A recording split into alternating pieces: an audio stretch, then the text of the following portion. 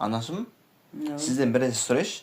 Осы менше біреумен көмек сұрап келсе, өзім уақытым болмай, асығыс болып тұрсам да, или бір ақшам болмай тұрса да, соларға өліп талып, барынша ебіл-дебіл көмектесем да соларға.